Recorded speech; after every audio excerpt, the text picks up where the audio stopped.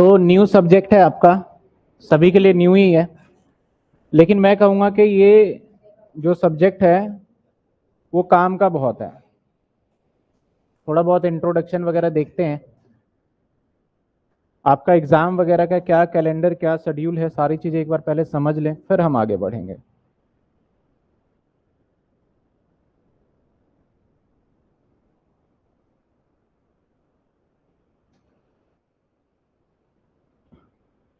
देखिए, income tax की हम बात कर रहे हैं।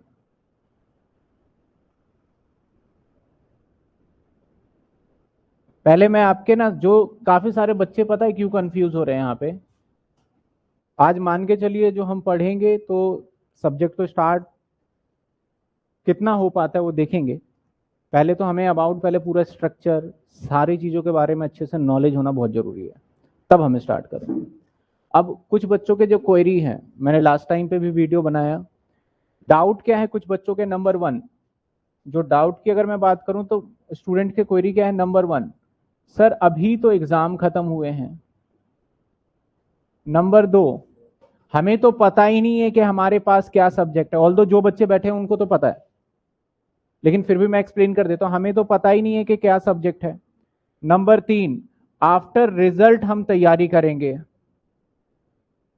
आफ्टर रिजल्ट हम तैयारी करेंगे। कुछ इस तरीके के जो आपके डाउट्स क्वेरी हैं। तो पहली चीज मैं बताऊं, डीयू ने आपके एग्जाम कैलेंडर निकाल दिए हैं। जिसने देखा होगा अच्छी बात है, जिसने नहीं देखा मैं बता दूं, उन्होंने बोल दिया है कि जो आपका थर्ड सेमेस्टर का एग्जाम होना है ना वो दिसंबर में होगा। दिसंबर 20 डेट भी डाल दिया उन्होंने, 20 दिसंबर से एग्जाम होंगे। डीयू का कुछ काम करने का, क्योंकि देखो फर्स्ट सेमेस्टर आपका ऑनलाइन मोड में चला गया, सेकेंड सेमेस्टर भी आपका ऑनलाइन ऑफलाइन करते करते ऑफलाइन हो गया। उनका स्ट्रेटेजी क्या होता है, क्योंकि डीयू का जो स्ट्रेटेजी पिछले 5 साल 10 साल की मैं बात करूं, कैसे वो एग्जाम कंडक्ट करते हैं, कैसे लेते हैं, पहले वो बता दूं। उनका ये मानना है कि डीयू के ऊपर सबसे मेन रहता है कि एक होता है कि बच्चा सब्जेक्ट क्या चूज करेगा, दूसरा होता है आपका एडमिशन होना है, तीसरा होता है आपका रिजल्ट होना है। ठीक है ना। अब रिजल्ट की बात कर लेते हैं। डीयू ने पहले नोटिफिकेशन निकाला था कि आपका रिजल्ट वेदर कुछ भी आए, बच्चा सारे सब्जेक्ट में फेल है लेकिन हम उसे नेक्स्ट ईयर प्रमोट करेंगे। अगर कोई बच्चा सेकंड सेमेस्टर में एक एग्जाम में भी पास नहीं होता या एब्सेंट भी है, वो आ जाएगा थर्ड सेमेस्टर में। अब first semester and second semester is equal to first year, और थर्ड सेमेस्टर और fourth semester is equal to second year. हमें डीयू में एडमिशन सालाना लेना होता है। तो हमने फर्स्ट ईयर में एडमिशन लिया, आपको याद होगा, आपने 3,000 3,500 4,000 जो भी फीस थी, रेगुलर की अलग फीस थी, कॉरेस्पॉन्डेंस की अलग फीस, वो भरा। इसके बाद आपका एग्जाम का एडमिशन अब होना है सेकेंड ईयर में। जब सेकेंड ईयर में जाओगे तभी आपके सब्जेक्ट भी चूज करवा लिए जाएंगे। अब आपके सब्जेक्ट कुछ ऐसे होते हैं, सब्जेक्ट को अलग अलग कैटेगरी में बांटा गया। एक कंपलसरी, जिसे कोर सब्जेक्ट के नाम से बोलते हैं। एक होता है हमारा स्किल एनहांसमेंट का, एक इलेक्टिव, तीन पार्ट में बांट दिया। तो बच्चा चाहे बीकॉम प्रोग्राम का हो, चाहे बच्चा बीकॉम ऑनर्स का हो, दोनों ही केस के अंदर जो इनकम टैक्स है वो तो कोर सब्जेक्ट का पार्ट है। तो आप कोर सब्जेक्ट का मतलब तो समझते हैं कि आपको लेना ही लेना पड़ेगा, इसमें कोई ऑप्शन नहीं मिलने वाला। कोर सब्जेक्ट में तो आपको लेना ही लेना पड़ेगा, इसमें कोई ऑप्शन नहीं मिलेगा, है ना। तो ये किसका पार्ट है, हमारा कोर का। तो सबसे पहले तो जो बच्चे अगर इस वेट में है कि हमारा एग्जाम अभी हुआ है, सब्जेक्ट क्या मिलेगा नहीं मिलेगा, उसका जवाब है सर आपको इनकम टैक्स तो मिलेगा। और टाइम की बात करें तो हमारे पास नवंबर, अगस्त मान लो लास्ट ही है, आज लास्ट डेट पे स्टार्ट किया, एक दिन और रह गया, अगस्त खत्म हो गया, सितंबर अक्टूबर नवंबर, सिर्फ 3 महीने हैं। और सब्जेक्ट थोड़ा सा ये ऐसा है कि लेंदी लेकिन इंटरेस्टेड, आपके रियल लाइफ में बहुत काम आने वाला सब्जेक्ट है ये। आप चाहे नौकरी करिए तब भी ये सब्जेक्ट आपके काम आएगा, चाहे आप आगे अकाउंटेंट का, नौकरी का मतलब कोई भी job, any kind of job, salary करोगे तो टैक्स तो दोगे ही ना, उस पर भी काम आएगा। चाहे आप अपना बिजनेस करिए तब भी ये सब्जेक्ट काम आने वाला है। चाहे आप अकाउंटेंट का जॉब करिए तब तो 100% काम आने वाला है। चाहे आप सीए का कोर्स करिए, सीए कुछ बच्चे होते हैं जो कि ग्रेजुएशन के बाद प्लान करते हैं चलो यार सीए कर लेते हैं, सीएस कर लेते हैं, तो वहां पे ही आपको ये हेल्प करेगा। तो बहुत इंपॉर्टेंट सब्जेक्ट, और मैं सिंपल सब्जेक्ट इसलिए बोलूंगा कि अगर आप इंटरेस्टेड होकर पढ़ते हो, समझते हो सारी चीजों को, तो डेली करेंगे। क्लास का टाइमिंग जो मैंने रखा है वो 7 to 9 रखूंगा मैं, 2 घंटे। और मैं इस 2 घंटे में मान के चलता हूं कि आपकी क्लासेस सारी कवर हो जाए ऑल्टरनेटिव डेज में, ऐसा पॉसिबल नहीं लग रहा मुझे, क्योंकि एक एक चैप्टर लेंदी है इसके अंदर थोड़े से, उस बात को आपको समझना होगा। तो कई बार, क्योंकि मैं पहले सारी चीजें क्लियर कर दूं, कई बार ऐसा भी हो सकता है शाम को जो मैं क्लास 2 घंटे की ले रहा हूं ये तो कंटिन्यू रहे, एक्स्ट्रा क्लासेस में मुझे लगाना पड़े संडे या फिर मॉर्निंग सेशन में कभी लेके, तो वो टाइम जैसे भी होगा एक बार डिस्कस करके मैनेज कर लेंगे। तो फर्स्ट ऑफ ऑल आपके जितने भी मतलब कि जिस बच्चों के डाउट थे कि हमने एग्जाम दिए हैं कैसे करेंगे नहीं करेंगे, वो सारे डाउट को हटाइए। एग्जाम फॉर्म कब आएगा, वो जब रिजल्ट आएगा उसके अगले दिन दे देंगे। मान लेते हैं रिजल्ट दिया उन्होंने नवंबर में, सपोज करो रिजल्ट कब दिया उन्होंने, तो क्या आप नवंबर में तैयारी स्टार्ट करोगे दिसंबर की? नहीं। डीयू बोलता है हमने सब्जेक्ट की पहले ही आपको लिस्ट दे रखी है, आपको पीडीएफ फॉर्मेट में सारे बुक मैंने एसओएल के अंदर स्पेशली डाला हुआ है। रेगुलर वालों की तो क्लासेस स्टार्ट हो जाएंगी, अब मैंने पीडीएफ के अंदर डाल दिया है, आप पढ़िए और तैयारी करिए, एग्जाम देने आइए। फॉर्म कब भरा जाएगा उस सब की चिंता छोड़िए, भरा तो जाना ही है, आज भरा जाए चाहे कल भरा जाए, फॉर्म तो भरा जाएगा। बस आपको 2 सब्जेक्ट में चॉइस मिलेगा। दूसरा सब्जेक्ट क्या है, हाँ ऑनर्स के अंदर अलग है, प्रोग्राम के अंदर अलग है। प्रोग्राम के अंदर कंपनी एंड कंपनसेशन लॉ होता है, और ऑनर्स के अंदर एक अलग सब्जेक्ट दे दिया जाता है, वो डिपेंड करता है कि क्या देते हैं डीयू वाले, ठीक है ना। तो थोड़ा सा मैंने ओवरव्यू बता दिया आपको कि क्या क्या रहेगा। सभी बच्चे को, कुछ बच्चे कह रहे हैं कि चाहे रेगुलर का हो चाहे एसओएल, सेकंड ईयर में एडमिशन लेना पड़ेगा। अगर रेगुलर का बच्चा है तो कॉलेज की फीस अगर 20,000 है तो आपको 20,000 पेमेंट करना पड़ेगा वहां रूल के अकॉर्डिंग। एसओएल का कोई बच्चा है तो एसओएल के अकॉर्डिंग फीस जाएगा, और नॉन कॉलेज का कोई स्टूडेंट है तो नॉन कॉलेज का। आपका ईयर वाइज एडमिशन चलता है तो वहां पे एडमिशन होंगे अभी आपके, इसमें किसी को डाउट नहीं होना चाहिए। क्लियर है? तो हम अब थोड़ा सब्जेक्ट पे आ जाते हैं, क्या सब्जेक्ट है नहीं है उसको देखेंगे।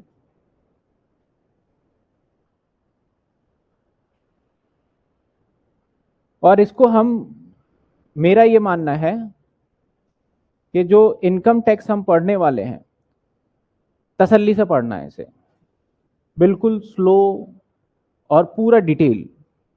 बुक्स कौन सा लेना है वो मैं सारी चीजें बता दूंगा, नोट्स मैं खुद प्रोवाइड करूंगा आपको, सारी चीजें, ठीक है ना।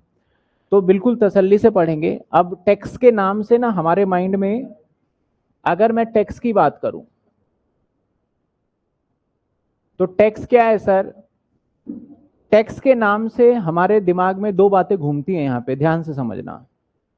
अगर मैं टैक्स की बात करूं ना, तो जब से हमारे एज की हम बात करते हैं, जब से हमने सुनना चालू किया है, तो टैक्स में मैक्सिमम टाइम तक हमने जीएसटी वर्ड को सुना है। जीएसटी आ गया, जीएसटी लग गया, इस पे जीएसटी, इस पे जीएसटी, हमने मैक्सिमम टाइम तक सुना है ये, करेक्ट। तो हमारे माइंड में जब होता है ना कि टैक्स पढ़ने वाले हैं, तो कहीं ना कहीं बच्चों के माइंड में थॉट आता है कि अच्छा हमें जीएसटी की भी सारी जानकारी मिलेगी। जो दूसरा एस्पेक्ट टैक्स का होता है ना, वो कई बार हमारे दिमाग में नहीं आता। तो हम टैक्स की अगर बात करें तो टैक्स को 2 कैटेगरी में बांटा गया है बेसिकली। सर 2 कैटेगरी कौन कौन से होते हैं हमारे जिसमें बांटा गया है? एक बांटा गया है हमारा डायरेक्ट टैक्स, सिंपल तरीके से हम समझेंगे, कोई कॉम्प्लिकेटेड नहीं, और एक इनडायरेक्ट टैक्स।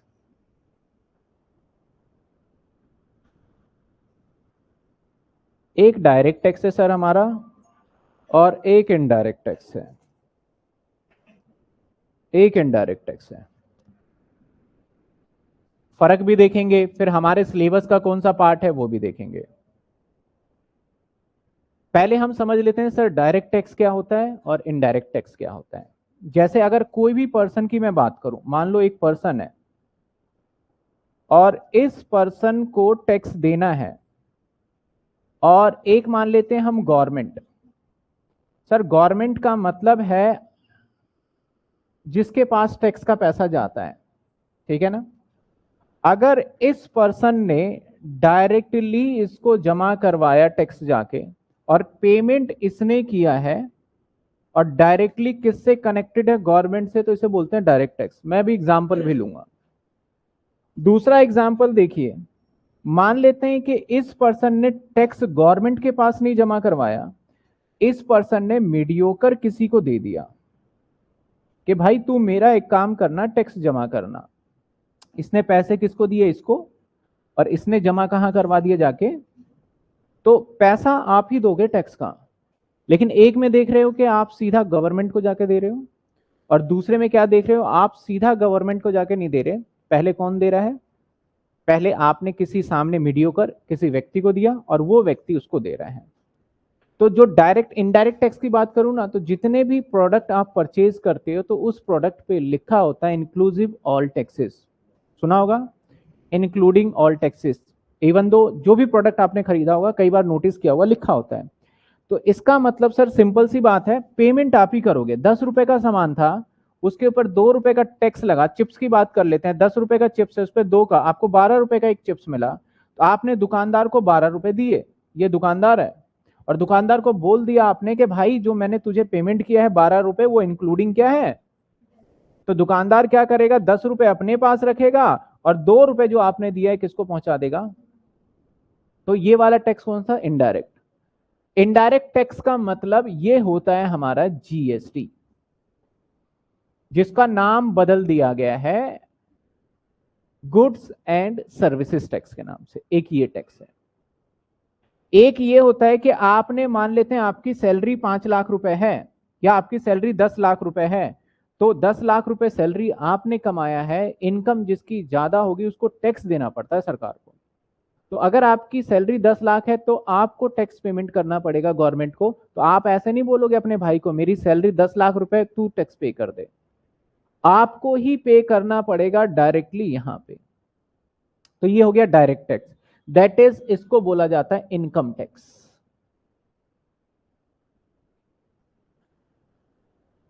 यानी यहां पे देखा जाए ना, तो आप ध्यान से देखना, जो ये वाला 10 + 2 है, ये तो खर्चे पे टैक्स है, इनकम पे थोड़ी है। सोचो, आपने चिप्स लिया तो वो इनकम पे टैक्स थोड़ी है, वो किस पे टैक्स है, खर्चे पे। यानी सरकार देख लो कैसे आप लोगों के साथ काम करती है, इनकम कमाओगे तब भी टैक्स लेंगे, और खर्चा करोगे तब भी टैक्स लेंगे, दोनों पे लेते हैं। फर्क ये है सर, जब खर्चा करोगे तो हम टैक्स का नाम बदल देंगे, जीएसटी के पॉइंट ऑफ व्यू से टैक्स लेंगे, और जब आप इनकम कमाओगे तो हम आपसे किससे लेंगे, डायरेक्ट टैक्स आपके घर पे आ जाएंगे और आपसे लेंगे किस नाम से, इनकम टैक्स। हमारे सिलेबस का मैंने पहले ही लिखा कि क्या नाम था सिलेबस का सर, सिलेबस का नाम था इनकम। तो हम जीएसटी के बारे में कुछ भी नहीं जानने वाले, जीएसटी हमारे अगले सेमेस्टर में आएगा। यानी ये 2 प्रकार के टैक्स है, 2 अलग अलग सेमेस्टर में डिफाइन किया हुआ है। तो हम जो पढ़ेंगे, क्या पढ़ेंगे सर, आपको पहले क्लियर पता होना चाहिए। कुछ बच्चे सोचते हैं कि सर आप, जैसे कि हम जीएसटी माइंड में आता है कि जीएसटी नहीं पढ़ेंगे। नहीं सर, जीएसटी पढ़ेंगे लेकिन बाद में, अभी हमारा सिलेबस का पार्ट नहीं है जीएसटी। अभी सिर्फ सिलेबस का पार्ट क्या है हमारा, इनकम टैक्स, जिसको डायरेक्ट टैक्स कहते हैं। हमारे एग्जाम में ये 75 मार्क्स का आएगा पेपर, 100 नंबर का कोई पेपर नहीं होता, ये होता है 75 मार्क्स का। 15-15 नंबर के क्वेश्चंस आएंगे आपके बेसिकली, और में भी आपको चॉइस में मिलेगा। अब बात करते हैं सर, ये जो टैक्स है हमारा इनकम टैक्स सब्जेक्ट, ये प्रैक्टिकल सब्जेक्ट है या थ्योरेटिकल। बच्चा मेरे से हर बार पूछता है, मैं बोलता हूं मैं अभी जवाब नहीं दे पाऊंगा, जब कुछ क्लासेस सेशन हो जाएंगी आपकी तब मैं जवाब दूंगा, और आपको आपके आंसर खुद ही मिल जाएगा कि ये प्रैक्टिकल है या फिर थ्योरेटिकल। अब आपने बोला सर ये इनकम टैक्स है, ठीक है, यहां तक आपको क्लियर है पॉइंट कि हम क्या पढ़ने वाले हैं। आपने क्या, मैंने ही बोला कि सर ये इनकम टैक्स है, तो आपके इनकम के सोर्स में अगर पूछूं ना, इनकम कहां कहां से कमा सकते हो, तो सर इनकम कमा सकते हैं हम कहां कहां से। नंबर 1, जॉब करके कमा सकते हैं, है ना। यानी मैं सीधा बोलूं तो आप सैलरी से पैसा कमा सकते हो। मैं इसकी बात ही नहीं करूंगा सर, चर्चा ही करने का कोई फायदा नहीं है। GST, goods and service tax, इस तरीके से एक्ट आया, पहले सर्विस टैक्स हुआ करता था, वैट हुआ करता था, मतलब ही नहीं है, क्या फायदा है इसका डिस्कस करके। हमारा मुद्दे का बात तो ये है, ठीक है ना। दूसरा, आप कहां से और पैसा कमा सकते हो, रेंट से कमा सकते हो ना, किराया। आपके 5-6 मकान है, वहां से किराया आ रहा है, कमा सकते हो। जिसको हम बोलते हैं हाउस प्रॉपर्टी।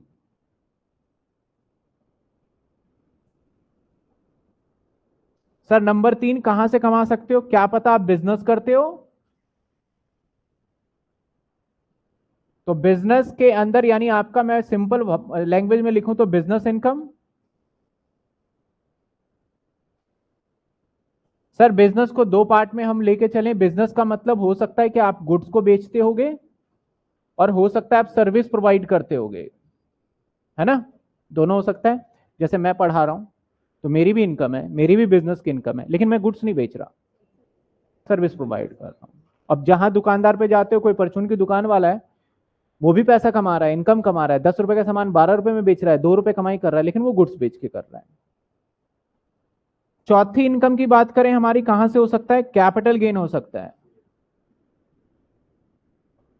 कैपिटल गेन को मैं थोड़ा और इजी लैंग्वेज में बोलूं तो सर क्या हो सकता है? ये आपका हो सकता है फिक्स एसेट्स।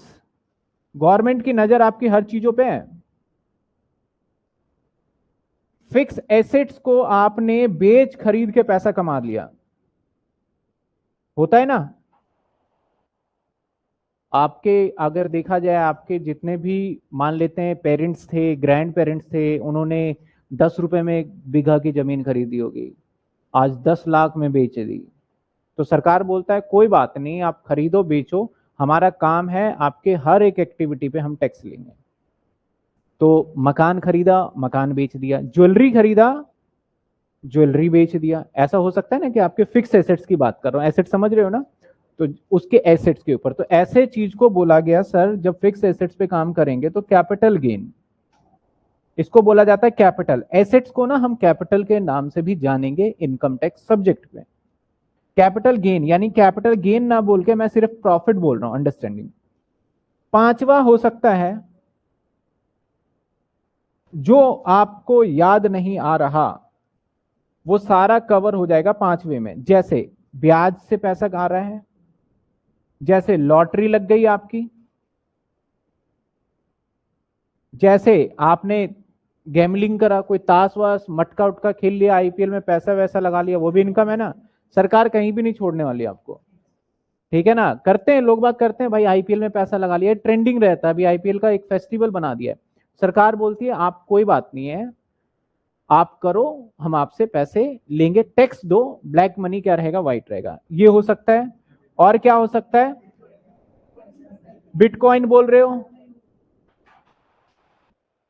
अदर सोर्स, यानी आपके इनकम कमाने के यही 5 जगह हैं, और इसके अलावा आप कहीं से इनकम कमा ही नहीं सकते। तो हमें क्या समझना है सर, अगर हम सैलरी से पैसा कमाते हैं तो किस प्रकार हम टैक्स की कैलकुलेशन करेंगे? क्या हमें 5 लाख रुपए अगर सालाना सैलरी मिल रहा है तो 5 लाख पे सरकार को टैक्स दे देंगे? तो कैसे देंगे, वो सिखाया जाएगा आपको इस चैप्टर में। दूसरा, आपका रेंटल इनकम आता है तो रेंटल इनकम पे टैक्स देना है। मैं एक एग्जांपल लेता हूं छोटा सा, आपका 50,000 रुपए का रेंट आ रहा है, लेकिन किराएदार जो जो मकान मालिक है, किराएदार बहुत सारे चीजें क्या करते हैं, हमारे मकान के तोड़ फोड़ देते हैं, डैमेजेस कर देते हैं। तो 50,000 का भाई किराया आया और पता चला 20,000 रुपए तो खर्च ही हो गए। इनकम तो 50 है ना आपकी, तो क्या 50 पे टैक्स देंगे? वो सारी चीजें सीखेंगे कि जब रेंटल इनकम होता है उस पर कैसे टैक्स निकाला जाए। दो सोर्सेस हो गए, सोर्सेस बोल रहा हूं मैं, ठीक है ना? सोर्सेस के जगह पे मैं अच्छा वर्ड यूज करूं तो हेड वर्ड, मैं बहुत सारे वर्ड अभी चेंज करूंगा, हेड, ठीक है ना? बिजनेस इनकम आपको पता है कोई भी हो सकता है, टाटा अंबानी। अभी देखोगे सारे बिजनेस के अंदर, जैसे स्टार्टअप स्टार्टअप कोई भी हो, सारे बिजनेस इनकम में आ गया। फिक्स एसेट्स कैपिटल गेन में आ गया। ये इन पांचों के पांचों इनकम को कैसे कैलकुलेट किया? अब ऐसा हो सकता है कि राम में बड़ा टैलेंट है, राम पांचों जगह से इनकम कमा रहा हो, सुबह सुबह जॉब कर लेता है, मकान भी 3 4 है, वहां से भी आ रहा है, बिजनेस भी करता है, शाम को कहीं ना कहीं दुकान पे भी बैठ रहा है, ये सुबह बिजनेस, इसके बाद प्रॉपर्टी का भी काम कर लेता है, दुकान पे आता है, कोई भी मकान चाहिए, चलो मैं दिखाता हूँ, मैं बिकवा देता हूँ, ब्याज व्याज भी आ रहा है, सारे इनकम है। तो एग्जामिनर पूछेगा राम भैया ने ऐसे ऐसे इनकम कमाए हैं, राम को कितना टैक्स सरकार को भरना चाहिए बताइए, 15 नंबर का क्वेश्चन। क्वेश्चन क्या बनेगा वो चीज मैं बता रहा हूं। या राम सिर्फ जॉब करता है, उसकी सैलरी है, इतने रुपए कमाता है, उसके कितने टैक्स बनेंगे बताइए आप। या फिर राम ने घर खरीदा और घर बेचा और उसमें इतने पैसे कमाए, उसके ऊपर टैक्स बताइए। ये बताया जाएगा इसके अंदर। लेकिन एक मैं छोटा सा एग्जांपल पूछता हूं, मैं थोड़ा सा आ जाता हूं अकाउंट्स के ऊपर। अकाउंट्स के अंदर मेन क्या होता है, अकाउंट्स का ऑब्जेक्टिव की बात करें तो ऑब्जेक्टिव का काम है फाइंड प्रॉफिट एंड लॉस। यही ऑब्जेक्टिव है, मेन ऑब्जेक्टिव के फाइंड हमें क्या करना है, अपने बिजनेस का प्रॉफिट या लॉस फाइंड करना है। सर अगर आपको प्रॉफिट एंड लॉस फाइंड करना है तो क्यों सिखा रहे हो हमें जर्नल एंट्री, क्यों सिखा रहे हो हमें ट्रायल बैलेंस, क्यों सिखा रहे हो हमें डेप्रिसिएशन, क्यों सिखाते हो हमें उसके अलावा और भी चैप्टर जैसे ब्रांच अकाउंट। हमें तो प्रॉफिट एंड लॉस निकालना है ना, सब सीधा निकाल सकते हैं। तो क्योंकि इसको बहुत ही एक्यूरेट करने के लिए, ठीक से करने के लिए कुछ हेल्पिंग चैप्टर हैं। जितने भी चैप्टर है, चाहे रेक्टिफिकेशन ऑफ एरर हो, चाहे बिल्स ऑफ एक्सचेंज हो, इसको हेल्पिंग चैप्टर है। ऐसे ही इस चैप्टर को, इस पांचों हेड को सपोर्ट करने के लिए बड़े सारे चैप्टर आ जाते हैं। ये 5 अपने आप में चैप्टर है। जब ये पांचों जगह से हम इनकम सीख जाएंगे, हमारा सिलेबस खत्म। ये पांचों क्या है, चैप्टर है। जब हम ये पांचों चैप्टर सीख जाएंगे, सिलेबस खत्म। लेकिन इस पांचों चैप्टर को तब तक नहीं सीख सकते जब तक इससे जुड़े हुए कुछ मिसलेनियस चैप्टर ना सीख जाओ। जैसे अगर कोई व्यक्ति एग्रीकल्चर से इनकम करता है, आपको पता है एग्रीकल्चर, किसान भारत के अंदर बहुत सेंसिटिव है। अभी देखा होगा, अभी आंदोलन वगैरह भी हुआ था, 26 जनवरी को झंडा भी फहराया गया था, तो बहुत सेंसिटिव रहता है। तो इसके इनकम पे सरकार कई बार रूल बदलती रहती है, इस पर टैक्स लगाएं ना लगाएं, टैक्स लगाएं पता चला सरकार गिर गया, ये सारी चीजें। इसके बाद दूसरा, बहुत जगह से टैक्स चोरी की जाती है, clubbing of income. Clubbing of income, बहुत जगह से टैक्स को चुराया जाता है। तो उस चोरी को किस तरीके से प्रोविजनिंग अप्लाई करके वो सीखेंगे, क्लबिंग ऑफ इनकम। मैं चैप्टर के नंबर ही बता रहा हूं अभी। इसके बाद क्या सीखा जाएगा, और इसके बाद सीखा जाएगा सेटअप एंड कैरी फॉरवर्ड।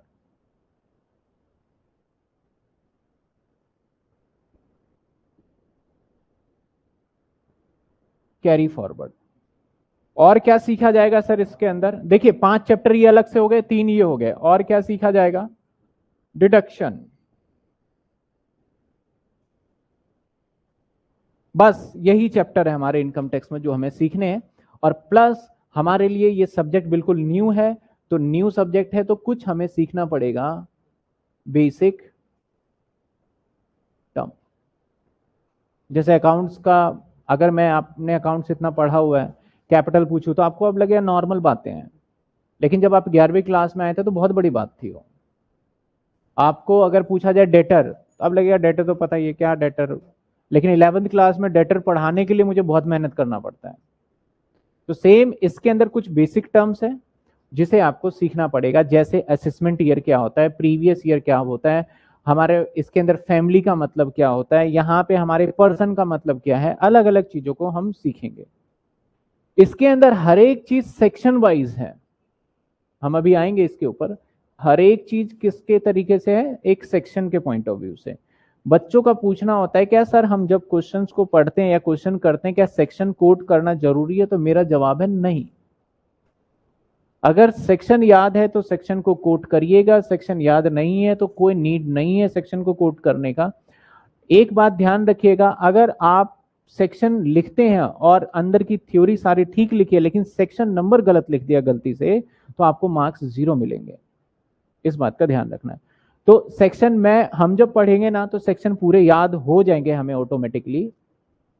और मैं ये कह रहा हूं कुछ बच्चों का मानना है सेक्शन लिखना है या फिर नहीं लिखना है। टोटल हमारे इसके अंदर इनकम टैक्स के अंदर हम सारा इनकम टैक्स नहीं पढ़ेंगे, इनकम टैक्स का भी कुछ पोर्शन पढ़ने वाले, मान के चलो 90% पोर्शन पढ़ेंगे, 10% पोर्शन हमारे सिलेबस का पार्ट नहीं होता। टोटल 298 सेक्शन है इसके अंदर, 298 सेक्शन है और 14 रूल है इसके अंदर, जो कि हमें अलग अलग तरीके से पढ़ेंगे, बहुत सिंपल तरीके से। ठीक है, तो ये सारा का सारा मैंने क्या बताया, एक ओवरव्यू दिया।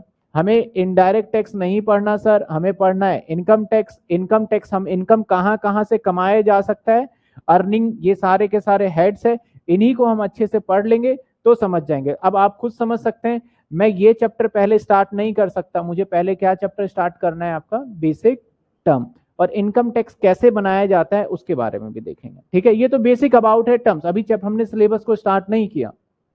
आपको टेंटेटिव मोटे मोटे बातें पता चल गई, पेपर 75 का आएगा, और कोई व्यक्ति इनकम कमाएगा, उस इनकम के ऊपर कैसे टैक्स लाइबिलिटी या टैक्सेबल इनकम या कैसे टैक्स कैलकुलेट किया जाता है वो सीखना है इसके अंदर, और उसके अंदर सारे हमें गवर्नमेंट के रूल एंड रेगुलेशन के अकॉर्डिंग सीखना है, वही रूल एंड रेगुलेशन हम इसके अंदर सीखने वाले हैं।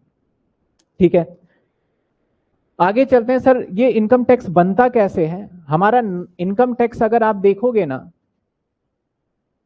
कभी गूगल करके देखोगे या अभी नहीं तो बाद में तो पता ही चलेगा, इसलिए मैं पहले बता देता हूं। इनकम टैक्स एक्ट है ये 1961, यानी ये इनकम टैक्स 1961 में बना लिया गया था।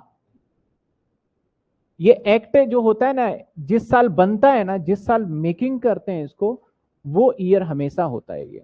जैसे आपने कई बार पढ़ा होगा, अभी आपने शायद सेकंड में भी इंडस्ट्रियल लॉ था ना आपका, या कॉन्ट्रैक्ट अकाउंट था ना शायद, उसके अंदर आपने देखा होगा, कॉन्ट्रैक्ट अकाउंट की बात करें, नेगोशिएबल इंस्ट्रूमेंट एक्ट था हमारा, या फिर पार्टनरशिप एक्ट 1936 है। तो वो जो एक्ट लिखा होता है ना, ये तो एक मुद्दे की बात आती है, सर ये जो 1961 है ये तो बहुत पुरानी बातें हैं, और 1961 वाली बातें हम आज पढ़ेंगे, क्वेश्चन मार्क यहां लगता है। क्या तब से बदला नहीं है? नहीं, ये एक्ट जो है ना बन गया था 1961 में, और बनने के बाद अप्लाई हुआ था 1962 से, और तब से आज तक चला आ रहा है। लेकिन सबसे ज्यादा चेंजेस इसी में हुए हैं।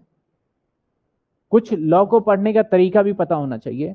जैसे पहले बनाया गया सेक्शन 1, फिर बनाया गया 2, फिर बनाया गया 3, फिर बनाया गया 4, ये सेक्शन है। ठीक है ना, 1 सेक्शन 1 2 3।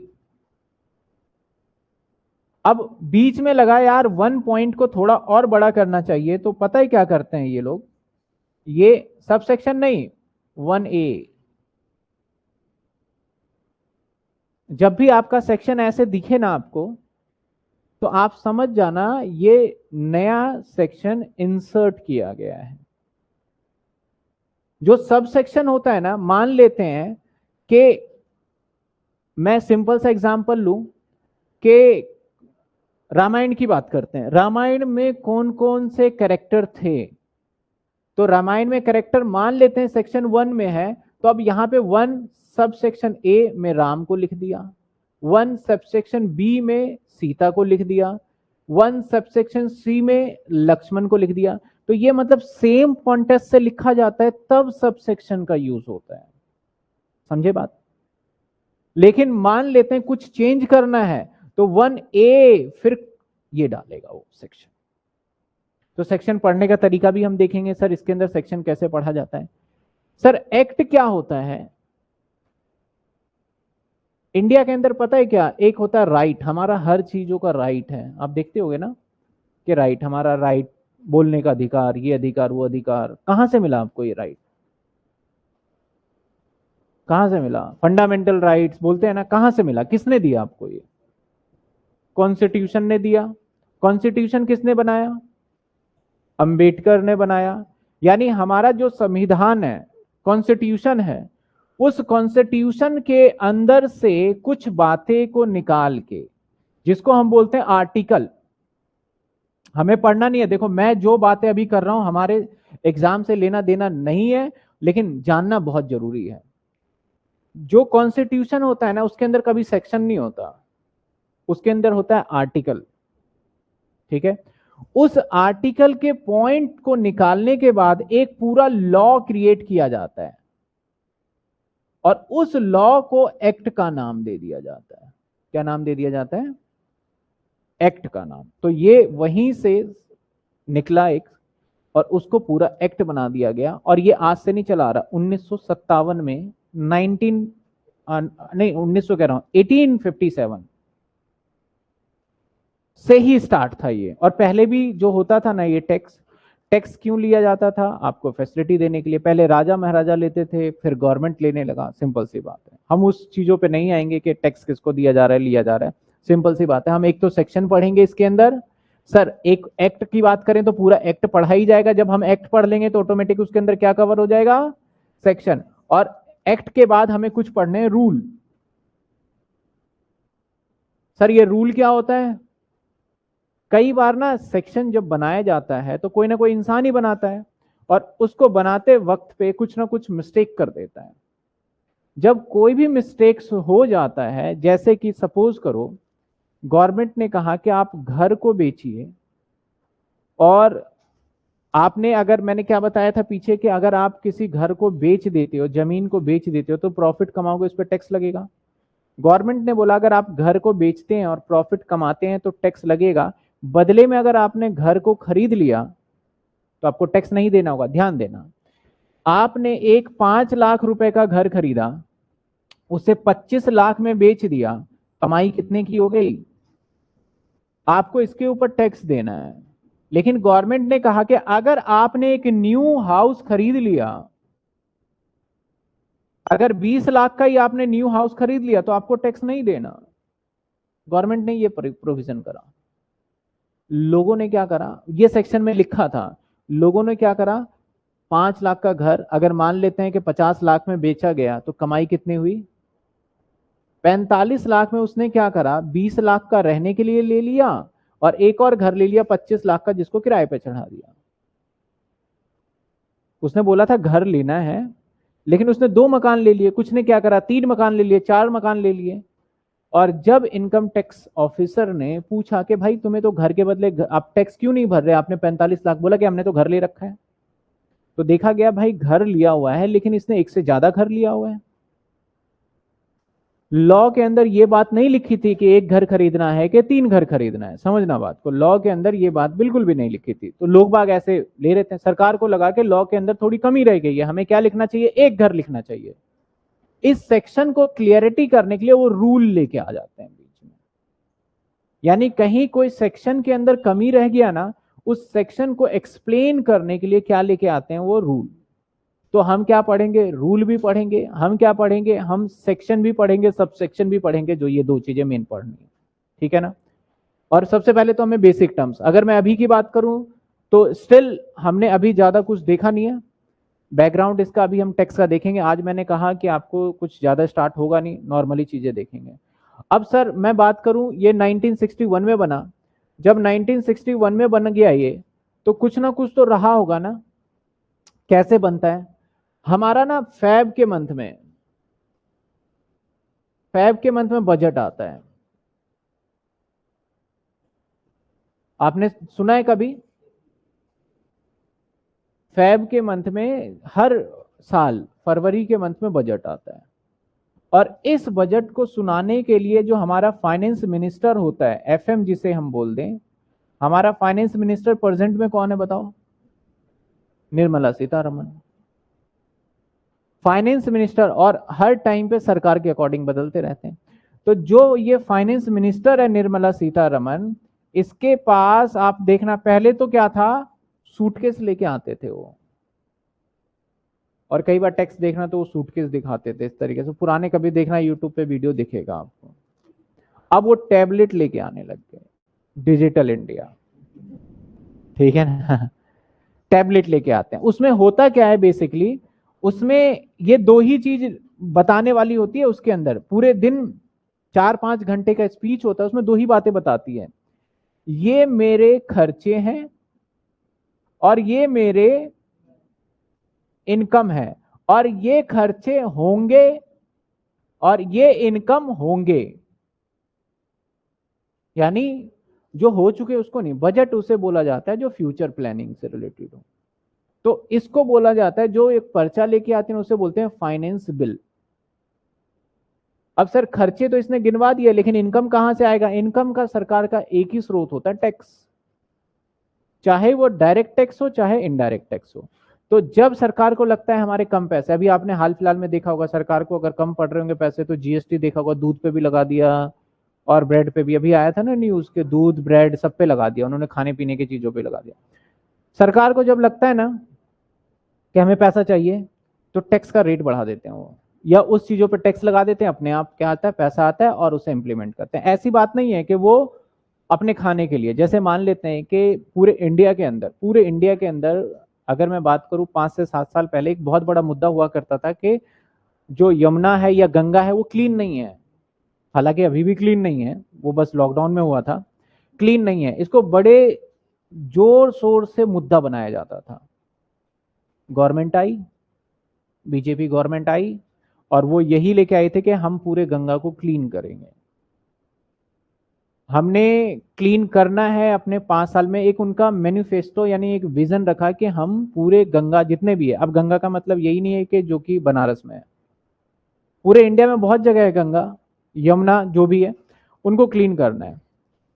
अब जब इसने वचन दे दिया तो अब पैसे भी तो चाहिए क्लीन करने के लिए। ऐसे थोड़ी है कि जाएंगे और उसे बाल्टी से पानी निकाला, साफ किया, फिर भर दिया, ये तो काम नहीं है।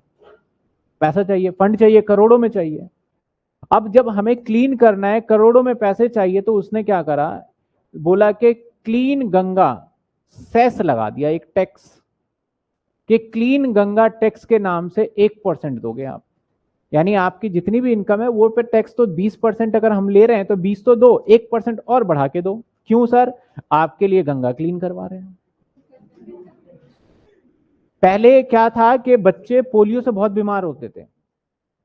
आप आज से मान के चलो 20 से 25 साल पहले जाओ तो ऐसा कोई घर नहीं होता था जहां पे एक पोलियो का चाइल्ड नहीं होता था, बहुत पोलियो के पेशेंट होते थे। अब घर पे जबरदस्ती आके पिलाते हैं ना और ऐड भी करते हैं। इसका पैसा कहां से आया? सरकार ने सोचा यार पोलियो तो पिलाना है, पैसा तो है नहीं, उसने एक लगाया हेल्थ सेस, जो भी इनकम टैक्स कमाओगे उसका 1% और बढ़ा के दो बच्चों के पोलियो ड्रॉप के लिए, यानी वो आपसे ही लेंगे। फिर अभी आया कि स्वच्छ भारत अभियान करो, स्वच्छ करो, तो उसके ऊपर भी बोला 1% और दो, किसके लिए? स्वच्छ भारत अभियान के लिए। ऐसे करते करते अभी तक भारत सरकार ने 4% इकट्ठा कर लिया एक्स्ट्रा, क्लीन गंगा के नाम पे, हेल्थ के नाम पे। उसके बाद बोला कि हर बच्चों का शिक्षा का अधिकार, हम हर बच्चे को फ्री शिक्षा देंगे। अब फ्री शिक्षा कहां से देंगे? टैक्स बढ़ा दिया 1% और, तो टोटल 4% उन्होंने क्या करा, एक्स्ट्रा कर दिया। तो मेरा बताने का क्या पर्पस है कि गवर्नमेंट को जब भी इनकम की जरूरत पड़ेगी तो वो क्या करेगी, टैक्स का रेट बढ़ा देगी। और जैसे ही टैक्स बढ़ाएगा तो उसी के हिसाब से, मैंने कहा था राम है, उसी के हिसाब से राम अपना सैलरी निकालेगा ना। तो ये होता है फाइनेंस बिल, जो फाइनेंस मिनिस्टर अपने खर्चे इनकम को, इसके बाद राष्ट्रपति उसको पढ़ता है। हालांकि आजकल नहीं पढ़ते राष्ट्रपति, क्योंकि राष्ट्रपति नाम जो बनाया गया है वो कोई ना कोई लीडर का, पॉलिटिकल का रहता है, तो राष्ट्रपति उसको पढ़ते हैं, उसके ऊपर साइन कर देते हैं। साइन करने के बाद ये पन्ना जो हमारा इनकम टैक्स एक्ट है इसके अंदर चिपक जाता है और वो कानून फिर से बदल जाता है। पहले था पुराने टाइम पे 20% का टैक्स होगा, सरकार को पैसे की जरूरत पड़ा, बिल लेके आए, राष्ट्रपति ने इसके ऊपर साइन किया, साइन करने के बाद ये पेज इस पे चिपक गया और इसके ऊपर फ्लूड लगा दिया गया, समझ लो आप। अब बोला टैक्स हो गया हमारा 25%, तो अब आपको क्या पढ़ना है?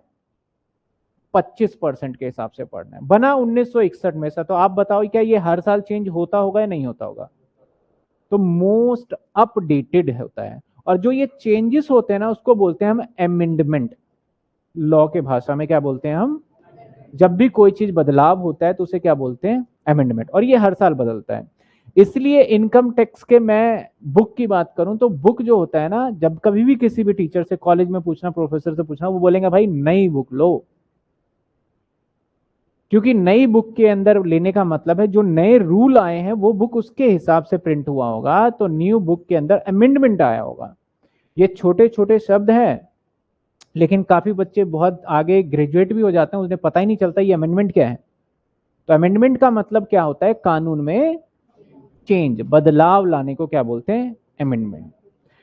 क्वेश्चन अगर आता है कि बताइए क्या इनकम टैक्स एक्ट हमारा 1961 में बना था, क्या अभी तक चेंज नहीं हुआ?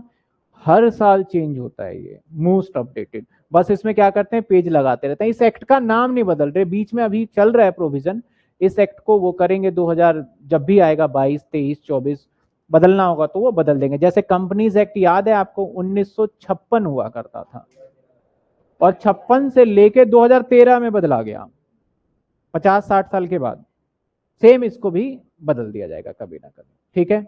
तो हमारा इनकम टैक्स बनता कैसे है, हर साल फाइनेंस मिनिस्टर आते हैं और वो क्या करते हैं, फाइनेंस बिल लेके आते हैं। उस बिल के अंदर क्या होता है, खर्चे और इनकम की डिटेल।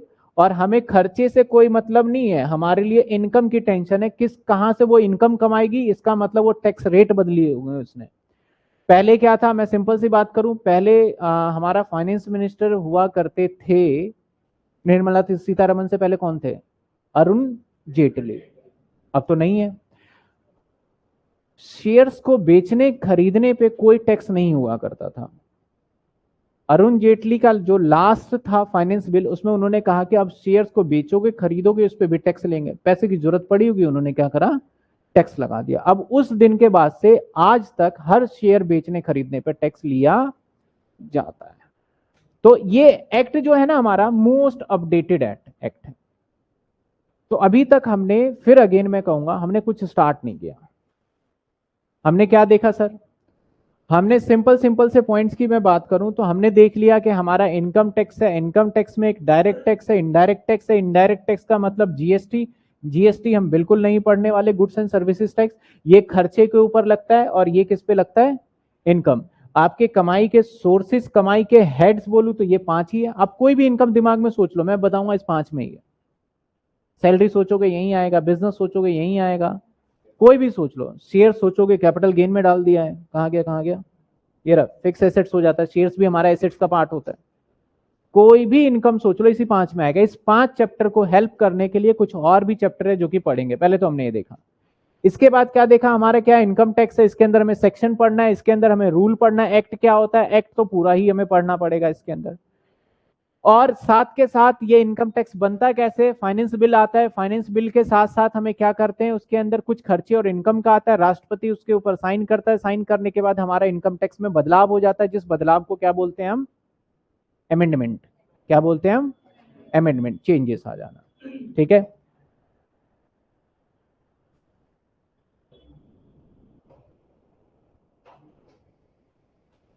तो अभी तक कुछ बताया नहीं है इतना खास। जिस बच्चे का, कुछ बच्चों का डाउट आ रहा है सर नो वॉइस, चेक करिए, मेरे हिसाब से तो वॉइस आ रही है, शायद वहां से कुछ दिक्कत हो।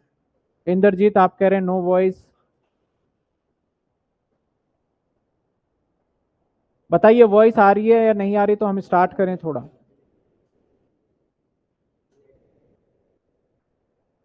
बाकी जो भी स्टूडेंट है, ठीक है, तो स्टार्ट करते हैं हम। सब्जेक्ट भी नया, क्लास नोट्स ऐसा रहेगा, देखिए जितने क्लास के नोट्स हैं आपके नोट हो जाएंगे वो ठीक है, क्लास के नोट हो जाएंगे ठीक है। कई बार क्या हो सकता है कि मैं ज्यादा लिखवाऊं तो मैं उसके पीडीएफ आपको सेंड कर दिया करूंगा, जो कि अगली क्लास में आपने नोट करके आना है। डेली का काम आपने डेली रिवाइज करके आना है, क्योंकि आप, ये पूरा का पूरा प्रोविजन बेस है। पूरा का पूरा प्रोविजन का मतलब एक नया वर्ड आ गया प्रोविजन, मतलब इसके अंदर लॉ अगर आपको पता है तो आप कर पाओगे। जैसे फॉर एग्जांपल बोला गया कि अगर आपकी 5 लाख रुपए की इनकम है तो आपको टैक्स नहीं देना, अगर 5 लाख 1 रुपए भी होता है तो आपको टैक्स देना है। अगर आपको ये बातें याद नहीं रही तो आप टैक्स निकाल ही नहीं पाओगे। तो इसके अंदर क्या है, आपको जो बातें सिखाई जाएगी, जो बातें बताई जाएगी, डेली बेसिस पे आपको रिवाइज करना है इसको, ठीक है ना। तो चलिए स्टार्ट करते हैं आगे। कुछ बेसिक टर्म,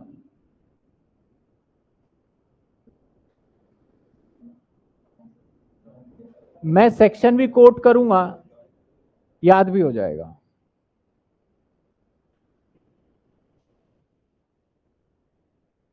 कुछ बच्चे कह रहे हैं जो वीडियोस पहले हैं वो लास्ट ईयर के डेमो पड़े होंगे, उनको बिल्कुल भी नहीं देखना आपको, क्योंकि अमेंडमेंट होता है तो करते हैं, कट करते हैं, कट करते हैं, कट करते हैं, कट करते हैं। मैं आपको देखिए, देखिए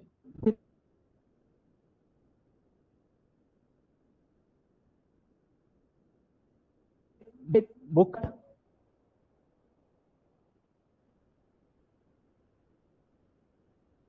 एप्लीकेबल फर्स्ट फॉर 1962 बाद।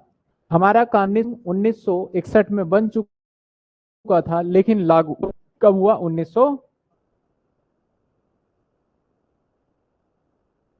ऐसा क्यों होता और बिल्कुल समझ में भी आ जाएगा आपको। मान लीजिए एक ये साल है, हमारे पास एक कोई भी ईयर मान लेते हैं हम। फॉर एग्जाम्पल हमने माना 1/4/2020।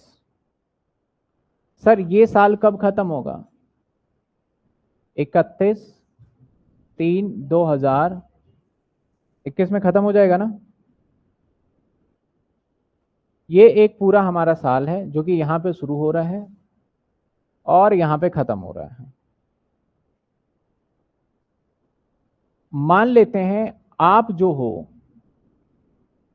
आप एक व्यक्ति ऐसा है जो कि जॉब भी कर रहा है, जिसका रेंट से भी इनकम आता है, जिसका बिजनेस भी है और जिसका अदर सोर्स भी है। बहुत सारे इनकम है एक व्यक्ति का जो आपके सामने मैंने दिखाया है।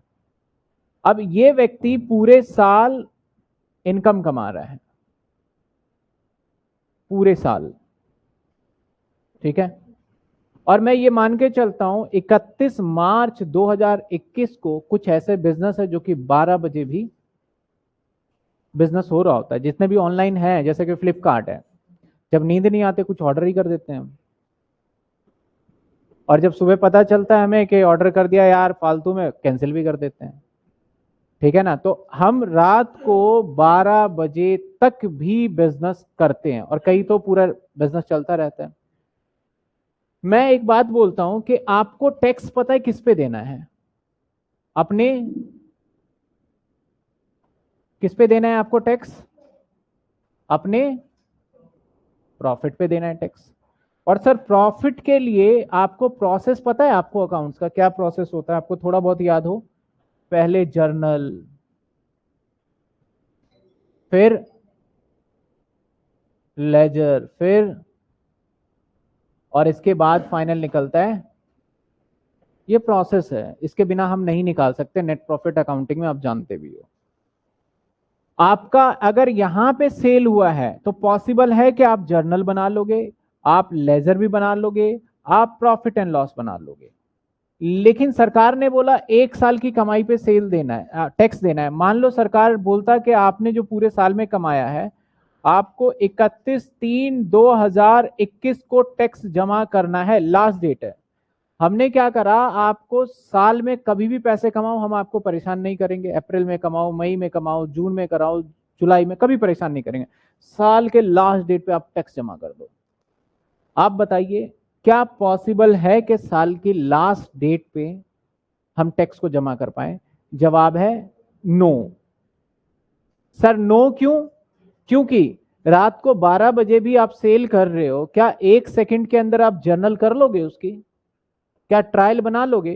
क्योंकि जब तक आप प्रॉफिट नहीं निकालोगे तो आप तब तक टैक्स नहीं दे सकते सर, है ना, तब तक टैक्स। यानी सरकार अगर इस डेट पे डेट रखता तो आप टैक्स को नहीं भर पाओगे। अब बताओ आपको टैक्स इसका मतलब देना पड़ेगा या नहीं देना पड़ेगा? देना पड़ेगा। तो उसके लिए क्या होना चाहिए? आप लॉजिक बताओ, खुद सोचो क्या होना चाहिए। आपको थोड़ा सा वक्त देना चाहिए सरकार को। किस चीज का वक्त चाहिए भाई आपको? जो आपने यहां से लेके यहां तक अर्निंग किया है उस अर्निंग के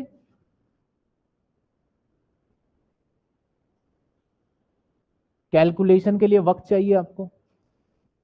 अब इस डेट से आप ध्यान से सोचो तो सर ईयर ही बदल जाता है यहां से। तो 1/4/2021 और ये ईयर जो खत्म होगा ना 31/3/2022। आपने गवर्नमेंट से बोला कि सर हमें चाहिए थोड़ा सा वक्त। किस लिए वक्त चाहिए आपको बताओ? कैलकुलेशन के लिए। क्या इसमें कोई गलत भी है? नहीं, जेन्युइन चीजें हैं। आप इस दिन पे पैसे कमा रहे हो तो एकदम से थोड़ी ना दे सकते हो। सही बात है भाई, आपको वक्त चाहिए। कैलकुलेशन को ना एक और वर्ड होता है हमारा, इंग्लिश का कह लो, टैक्स का कह लो, असेसमेंट।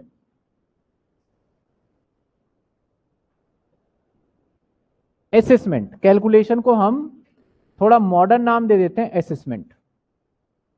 इसका मतलब एक बात तो क्लियर हो गया, एक बात तो तय हो गया कि हम जिस साल पैसा कमाते हैं उस साल टैक्स भर ही नहीं सकते, क्योंकि हम अगले साल पहुंच जाते हैं कैलकुलेशन करते करते।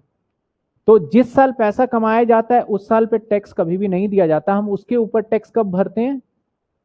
ये वाला साल कौन सा साल आ गया? नेक्स्ट ईयर आ गया ना ये। तो आपने कमाया 20 और 21 में, टैक्स भरोगे कब? क्या आप 20-21 के अंदर टैक्स को भर पाओगे? आप भरोगे कब?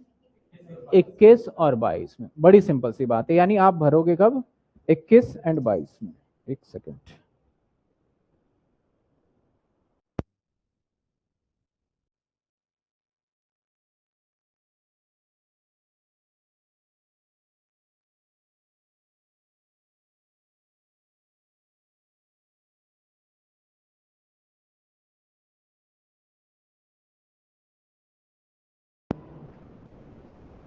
ठीक है। जितने बच्चे, चाहे आप अभी बैठे हो ऑफलाइन में, चाहे बच्चे लाइव हैं, मुझे सिंपल सी बताना, क्या इससे एग्री करते हो कि सर जिस साल पैसा कमाया जाता है उस साल टैक्स हम कब देते हैं? अगले साल। अगले साल का वक्त क्यों मान रहे हो? कैलकुलेशन के लिए टाइम मांग रहे हो। कैलकुलेशन जब यहाँ पे बैठ के आप कैलकुलेशन कर रहे हो, तो क्या इस साल की इनकम पे कैलकुलेशन कर रहे हो या पिछले साल की? और पिछले साल को क्या बोलते हैं? और जिस साल कैलकुलेशन कर रहे हो उसको अकाउंटिंग वर्ड में क्या बोला जाता है? असेसमेंट बोला जाता है। तो ये वाला साल बोल देते हैं हम, सिंपल सी बात है, असेसमेंट ईयर। प्रीवियस ईयर कौन सा होता है? जिस साल हमने इनकम कमाया है, जिस साल पैसा हमने अर्निंग किया है। और असेसमेंट ईयर होता है जिस साल बैठ के हम उसको गिनते हैं, कैलकुलेशन करते हैं, है ना। तो प्रीवियस ईयर में हम पैसा कमाते हैं और असेसमेंट ईयर में हम टैक्स को भरते हैं। जो टैक्स एप्लीकेबल होता है ना, जो टैक्स इस साल यहां पे फेब के मंथ में बोला गया होगा, जो यहां पे फेब के मंथ में बोला गया होगा, यहां पे फेब के मंथ में मान लेते हैं हमारे जो भी फाइनेंस मिनिस्टर, उसने बोला कि टैक्स को 50% करो रेट को, तो हम इस साल तो नहीं लगा सकते उसको। जिस साल कैलकुलेट करोगे उसी साल लगाओगे ना। यानी वो 50% का रेट कब अप्लाई करोगे आप? नेक्स्ट ईयर में। अब आप समझो ये टैक्स अप्लाई कब से हुआ, पढ़ना जरा। 1961 में क्या हुआ था? बन गया था। अप्लाई कब हुआ था? क्योंकि जब आप कैलकुलेशन, गुणा भाग, गणित, इनकम निकालोगे तभी तो अप्लाई करोगे। तो इसलिए ये एक्ट बन के तैयार हुआ था 61 में, और 61 में पॉसिबल ही नहीं था, बनाते ही हम बोले कि लगाओ। मैं अगर बोलता बनाते ही लगाओ तो बोले, सामने वाला बोलता पहले कैलकुलेट तो करने दो। और कैलकुलेट कब होता जाके? अगले साल में। इसलिए अप्लाई कब हुआ ये? तो आप बुक कोई भी उठाओगे वहां पे मिलेगा आपको कि हमारा इनकम टैक्स एक्ट बनाया गया 1961 में, लेकिन अप्लाई कब हुआ? 1960। यानी अब यहां पे दो टर्म्स और मैंने बताए आपको। एक क्या बताया मैंने आपको? सर प्रीवियस ईयर क्या होता है? जिस साल, in which year income is earn, वो साल जिस साल पैसे कमाया जाता है, that is a previous year. लेकिन हम नॉर्मल लाइफ में सोचते हैं प्रीवियस ईयर का मतलब पिछला साल। यहां पे आपको प्रीवियस ईयर का मतलब समझना है, जिस साल पैसे कमाए जाते हैं उसको बोलते हैं हम प्रीवियस ईयर। असेसमेंट ईयर जिस साल कैलकुलेट किया जाता है। अब मैं असेसमेंट ईयर की डेफिनेशन देखो बताऊं ना, अगर असेसमेंट ईयर वो ईयर होता है जो प्रीवियस ईयर के बाद आता है। बोल सकता हूं असेसमेंट ईयर कौन सा है? जो प्रीवियस ईयर। लिख के आना ये डेफिनेशन, लॉ पढ़ोगे लॉ में भी यही लिखा हुआ है, और ये डेफिनेशन एग्जाम में आएगा। What is the meaning of previous year, या what is the meaning of assessment year? तो बताना है assessment year that year which is come after the previous year. और आप मुझे दूसरी चीज बताना, देखो दूसरी चीज पूछ रहा हूं। प्रीवियस ईयर आपने बता दिया, previous year is that year in which year income is earn, simple सी बात है, ठीक है। दूसरी चीज बताना, यहां से यहां तक कितने महीने हैं? आप मुझे बताना, सिंपल सी बात है, अगर मैं यहां से यहां तक आपसे पूछूं कितने महीने हैं यहां से यहां तक, तो आपका जवाब आएगा सर यहां से यहां तक है, सिंपल सी बात है। और आप मुझे जवाब दो यहां से यहां तक कितने महीने हैं, अगेन जवाब आएगा सर यहां से यहां भी 12 है। अगर मैंने बिजनेस स्टार्ट किया होता यहां पे, मान लेते हैं मैंने बिजनेस स्टार्ट किया 1 जनवरी 2021, तो खत्म कहां होता, खत्म तो यही होगा ना। तो अब इनकम कहां से कहां तक कमाया जा रहा है, इसका टैक्स कहां भरेंगे हम, फिर से हमें समय चाहिए या नहीं चाहिए, चाहिए। ऐसा नहीं हो सकता कि भाई 1 साल के लिए ही समय दिया जाएगा, आप इवन दो 1 दिन के लिए तब भी आपको समय, इसके लिए भी समय चाहिए आपको। तो अब ये वाला साल कौन सा साल माना जाएगा, अब ये कितने महीने का हो गया, 2 महीने नहीं 3 महीने। लेकिन असेसमेंट ईयर बताओ कितने महीने का है, यहां से शुरू हुआ ना हमारा असेसमेंट ईयर, यहां से शुरू हुआ तो कितने महीने का है। एक कमाल की बात देखी आपने, प्रीवियस ईयर 12 का था तो असेसमेंट ईयर 12 का था, प्रीवियस ईयर आपने बोला सर 3 महीने का लेकिन असेसमेंट ईयर, यानी इससे एक बात प्रूफ हो जाता है, previous year can be 12 month और less than 12 month, but assessment year always equal to. Question आता है कि हमारा प्रीवियस ईयर जो है वो 12 मंथ से कम हो सकता है, लेकिन असेसमेंट ईयर जो है वो ऑलवेज 12 मंथ का आता है। कमेंट करिए, ऐसे ऐसे क्वेश्चन पूछे जाएंगे आपसे। तो प्रीवियस ईयर सर 12 मंथ से कम क्यों होता है बता सकते हो, क्योंकि बिजनेस कभी भी स्टार्ट हो जाता है due to short duration start business, या कभी भी स्टार्ट होता है, तो उसके वजह से। अब एक क्वेश्चन अभी तक किसी ने नहीं पूछा, मैं सोच रहा था कि आप में से कोई ना कोई पूछे मैं जवाब दूं, लेकिन आपने नहीं पूछा, तो फिर भी मैं आपको बता देता हूं। आपने बोला कि सर हम यहां से यहां तक, यहां से लेके यहां तक पैसे को कमाएंगे और हमें जो आप समय देंगे उस साल को बोलेंगे कैलकुलेशन, लेकिन एक डेट आपको पता होना चाहिए कि समय कितना दे। आप बोलोगे कि सर मेरा समय खत्म नहीं हो रहा, आगे जाने दो, साल बढ़ाते जाओगे। सरकार का एक लाइन होता है जिसे बोलते हैं लास्ट डेट, जैसे कि अगर आप अकेला व्यक्ति हो, कुछ है 2 डेट हैं, अगर आपको कैलकुलेशन की टाइम की मैं बात करूं ना, सपोज करो आपको यहां टाइम दिया गया, यहां टाइम दिया गया, ठीक है। तो आपको जो गवर्नमेंट है ना, जो टाइम देगा ना, ऑलवेज देगा आपको 31 जुलाई, यानी 31 मार्च तक की इनकम पे 31 जुलाई तक कैलकुलेशन कर लेना, तो हम आपसे कुछ भी नहीं बोलेंगे। 31 जुलाई के बाद अगर आपने कैलकुलेशन करके लेके आए, टैक्स तो लेंगे, साथ के साथ हम फाइन भी लेंगे। यानी आपको टैक्स कब भरना होता है, जिस साल कमाते उस साल तो नहीं भरना, नेक्स्ट ईयर के कब तक भर देना है, इसको ड्यू डेट बोला जाता है, इसको बोला जाता है जिस साल आपका इनकम टैक्स देना बनता है, जिस डेट पे आप जमा कर दो, इसको क्या बोला जाएगा। तो ड्यू डेट ना हमारे पास 2 होते हैं, एक होता है 31 जुलाई, जो कि आपके सिलेबस के अंदर हर बार 31 जुलाई का ही डिस्कशन होगा, क्योंकि हम जो पढ़ रहे हैं ना इनकम टैक्स, वो सिंगल पर्सन का पढ़ रहे हैं, हम कंपनी का इनकम टैक्स नहीं पढ़ रहे, हम कॉर्पोरेट्स का नहीं पढ़ रहे, हम पार्टनरशिप फर्म का तो पढ़ेंगे लेकिन और अदर चीजों का नहीं पढ़ रहे, ठीक है ना। तो हमें क्या याद रखना है, ड्यू डेट क्या है, 31 जुलाई। हाँ, सरकार इसको चाहे तो टाइम को हर साल बढ़ा देता है, ड्यू टू मान लेते हैं सर्वर ही डाउन हो गया 31 जुलाई को, होता है ना, रिजल्ट नहीं निकल रहा था, अभी जैसे रिजल्ट आता है तो सर्वर डाउन हो गया, तो सरकार हो सकता है बोल दे कि भाई अब 31 अगस्त कर दिया हमने। कंपनी के केस में, कुछ केसेस में सरकार ने, क्योंकि जो सिंगल पर्सन है ना, इसको कम गुणा भाग करना है, गुणा भाग से मतलब समझ रहे हो, इसको कम कैलकुलेशन करना है, कम कैलकुलेशन करना है, इसलिए इसको दिया गया भाई 31 जुलाई तक भर दो। लेकिन जो कंपनी है, जो कंपनी है इसके पास कैलकुलेशन ज्यादा होगा, इसको थोड़ा और वक्त दे दिया गया 30 सितंबर।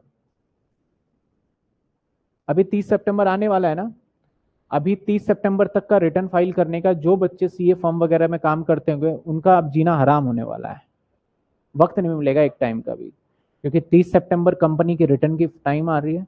हो सकता है उनको 25 अगस्त तो चला गया, 30 सितंबर एक महीना बचा, हो सकता है 25 सितंबर के बाद घर ही ना आए वो बच्चा, जो सीए फर्म में काम करते हैं, क्योंकि दिन रात काम करना पड़ता है। इस डेट से जब आप आगे जाओगे ना, तो इनकम टैक्स की मर्जी है 1 लाख रुपए का फाइन लगाए, इनकम टैक्स की मर्जी है 5,000 रुपए का फाइन लगाए, तो बहुत हैवी फाइन लग जाते हैं। तो आपको सारा का सारा कब खत्म करना होता है? 30 सितंबर।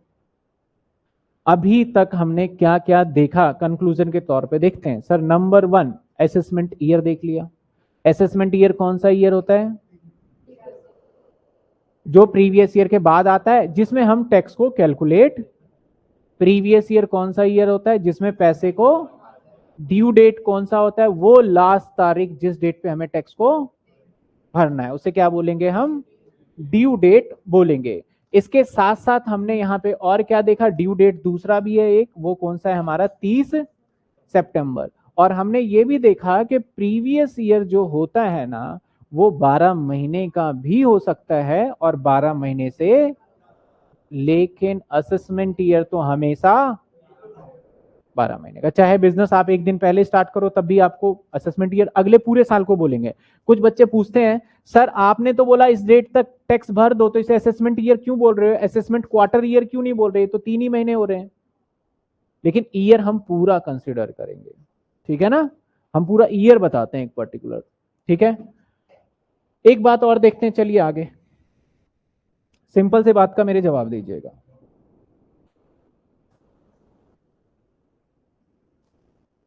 आपने अभी बताया सर,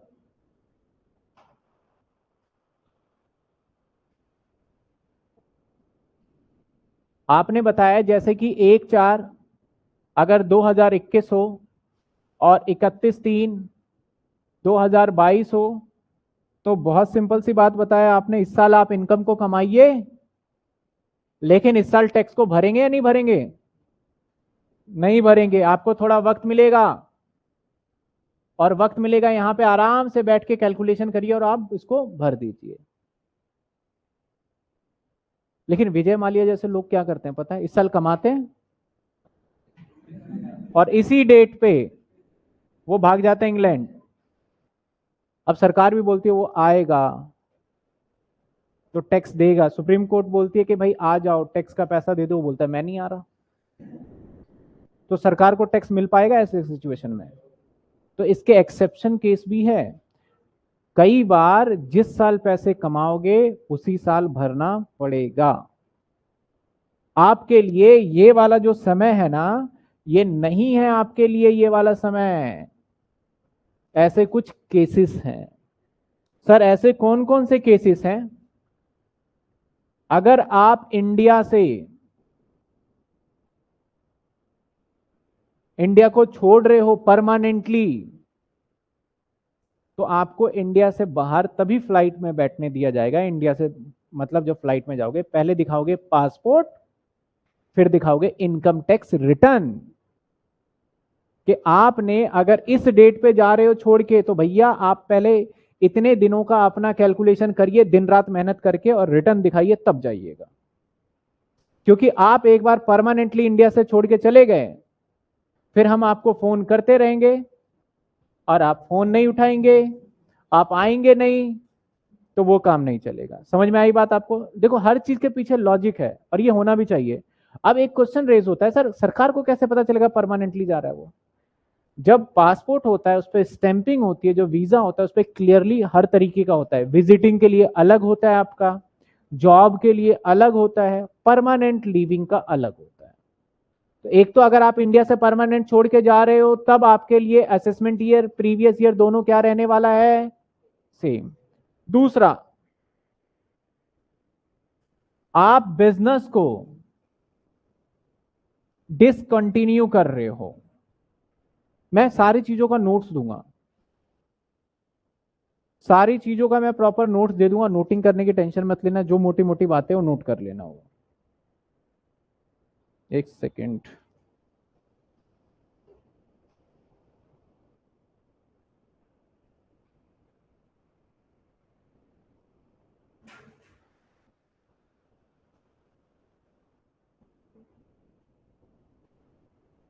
ट्वेल्व ट्वेल्व ट्वेल्व,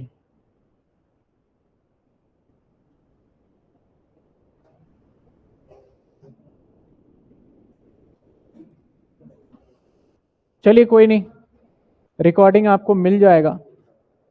तो आपको मैं क्या बता रहा था, क्या पॉइंट चल रहा है यहाँ पे कि सर कई बार ऐसा होता है कि प्रीवियस ईयर जो है हमारा, और वही क्या बन जाता है हमारा, एक चीज बताना भूल गया मैंने, पी वाई लिखा, देखा? प्रीवियस ईयर को पूरा फुल फॉर्म में लिखने की कोई आवश्यकता नहीं है, पी वाई भी आप लिख सकते हैं, एग्जाम में स्टैंडर्ड है। और असेसमेंट ईयर को आप क्या लिख सकते हैं, ए वाई। अगर मैंने बोला असेसमेंट ईयर आप 21-22 का टैक्स निकालिए, तो क्या आप 21-22 की कैलकुलेशन करने बैठोगे या फिर 20-21 की कैलकुलेशन करने बैठोगे? मैंने बोला असेसमेंट ईयर आप 20 या 21 और 22 का टैक्स निकालिए। तो असेसमेंट ईयर का मतलब अगला साल, जिस साल कैलकुलेशन, इस साल का टैक्स निकालने का मतलब आप कैलकुलेशन तो यहां का करोगे, तो इसका मतलब आप सारा हिसाब किताब कब का लोगे, इस बात का ध्यान रखना। एग्जामिनर अगर बोलता है प्रीवियस ईयर 20-21 का निकालो, तो हिसाब किताब कौन सा निकालोगे, 20-21 का ही निकालोगे ना। अगर असेसमेंट ईयर बोला जाए तो एक साल पीछे का सारा हिसाब किताब निकालना है, और अगर प्रीवियस ईयर बोला जाए तो उसी टाइम का निकालना है, ठीक है। चलिए अब हम बात करते हैं सर, एक तो ये पॉइंट हो गया हमारा, इंडिया से परमानेंटली लीव कर दे, दूसरा बिजनेस डिसकंटिन्यू हो जाए, तीसरा डिसोल्यूशन कर दे। आपका फर्म आपने बंद कर दिया, डिसोल्यूशन कर दिया। कुछ ऐसे बिजनेस भी होते हैं जो शॉर्ट ड्यूरेशन के लिए होते हैं। सर शॉर्ट ड्यूरेशन के लिए कौन सा बिजनेस होते हैं, जैसे कि कोई क्या करता है, मेले वगैरह में लगाता है, उसके बाद फिर नहीं लगाता, सीजनल बिजनेस बोल सकते हो। उनको भी बोला गया कि भैया आपको अभी टैक्स देना है, आपके लिए कोई असेसमेंट ईयर का प्रोविजन नहीं है। कुछ ऐसे भी होते हैं जो इंडियन शिप पे हो, चाहे आपका जो इंडियन शिप कह रहा हूं, जो कि बाहर के शिप होते हैं। तो शिप पे पता है कैसे काम चलता है, अगर यहां से यूएसए माल भेजना तो 3 से 4 महीने लग जाएंगे। अगर बाय एयर जाता है तो फटाफट चला जाएगा 1 से 2 दिन में। लेकिन बाय शिप जाता है तो आप देखोगे समुद्र के रास्ते से जाता है, 2-2 3-3 महीने क्या करते हैं, शिप पे रहते हैं। तो अगर कोई बाहर के शिप पे काम कर रहा हो तो ऐसे लोगों को भी अपना असेसमेंट ईयर नहीं, उसको उसी टाइम टैक्स देके जाना होगा। मैं हर किसी का प्रॉपर डेफिनेशन दूंगा और प्रॉपर तरीके से मैं बताऊंगा कि काम कैसे करना है। इसको समझ में आ रही है बात आपको? तो अभी आपको बिल्कुल भी टेंशन नहीं लेना किसका क्या डेफिनेशन रहेगा, वो सारे मैं आपको अभी पीडीएफ दे दूंगा। फिलहाल बुक की बात करें तो बुक कौन सा रहेगा सर, ग्रीस आहूजा।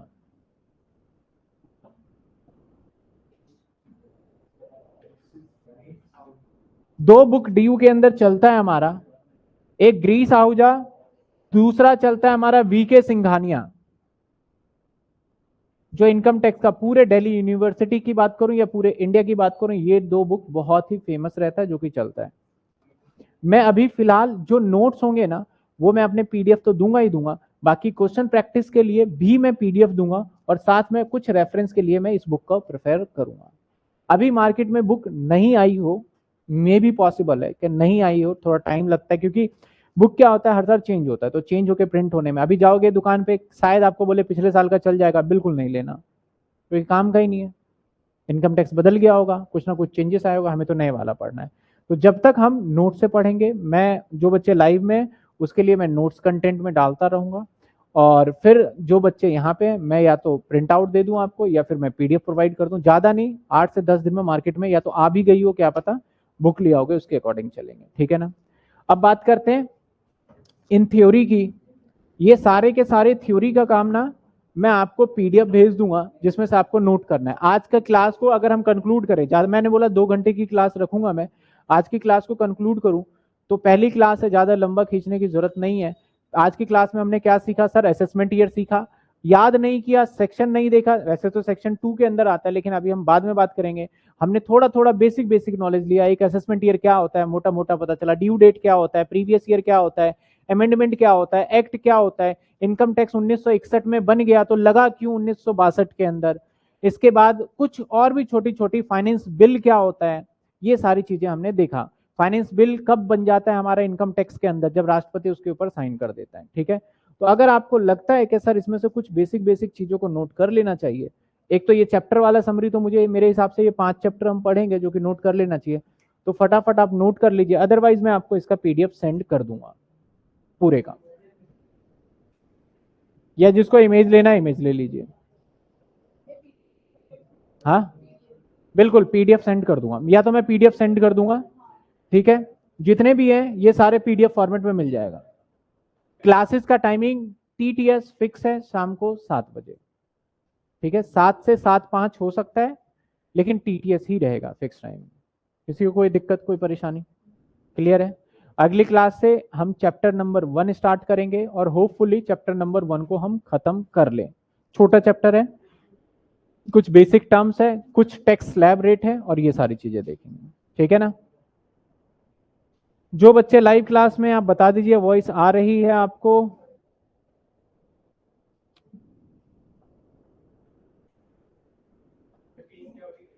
हाँ अभी वो बताते हैं, रुकिए।